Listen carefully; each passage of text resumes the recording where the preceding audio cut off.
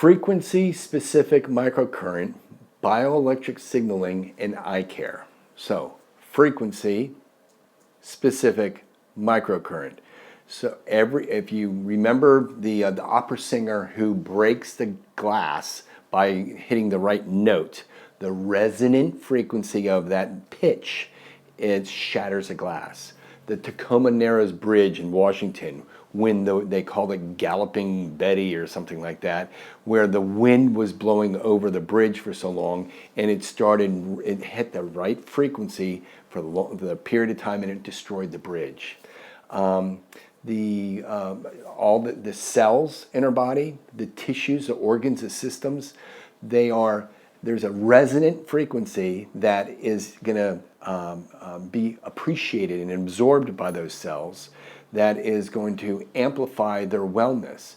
We have proteins in our bodies, of which there's tens of thousands to 80,000, and it depends on who you listen to, proteins that a specific frequency is going to upregulate them or downregulate them. So the use of the knowledge that this frequency is going to upregulate, assist that protein, cell, tissue, organ, and if you present it to the body or the organ, then you're going to get beneficial effects. Similarly, it can downregulate things, and so you have to be careful. And we're back to the intensity, duration, waveform, and duration, and all these characteristics of energy and currents that have to be considered when someone is adopting this and applying it to themselves.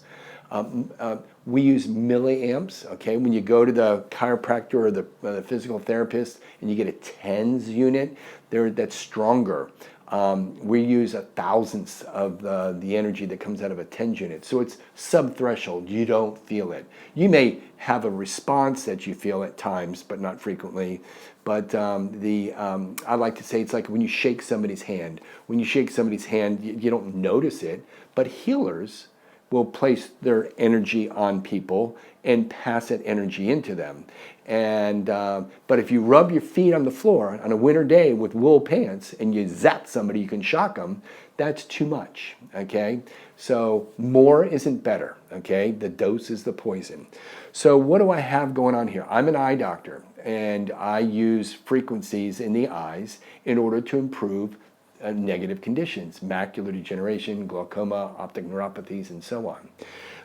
This device here and similar devices and some other devices are using in a study for macular degeneration, multi-centered study, and I'm the principal investigator for this study, EYECELL, EYECELL.com. So that's a device that has characteristics to it that we can program which frequency for what period of time is going to be presented to the eyes.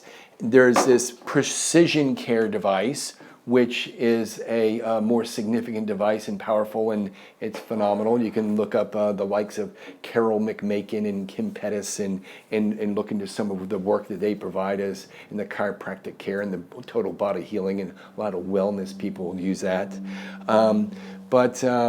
When you have to know what frequency you want to give and the characteristics of that frequency. And there's dual frequencies that are given, where you have one frequency for the issue and one frequency for the tissue. So in this little cute rhyming way, you have a frequency for the issue, bleeding, inflammation, and so on, and some infections, herpes virus, the zoster, you get shingles. So one for the issue, and then the tissue would be, you name the tissue in the body. I'm being an eye doctor, a head and neck guy, we focus on those tissues and organs. In our study we're doing, there's a Dr. Lori Chaikin, Chakin, who has done phenomenal work using you use the different frequencies for the different durations with these, they're transmitted with these wires here.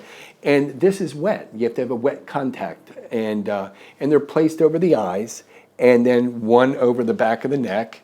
And these frequencies are exposed to the eyes for a unit of time, usually 20 to 30 minutes, and a couple times a week for weeks at a time.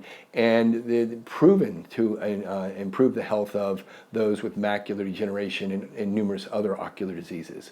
We're repeating that. And we're also going to be using some other frequencies that are upregulate some of these specific proteins. I'll talk more about that in the eye cell microcurrent video that will be easily found. So microcurrents, seen in the Hocket, seen with Dr. Tennant, and used in healing all around. And then you can use the specificity of certain microcurrents to fix specific problems. I'm Dr. Peter Wilcox, the Wilcox Eye Center in Hayes, Virginia, and look forward to being able to help.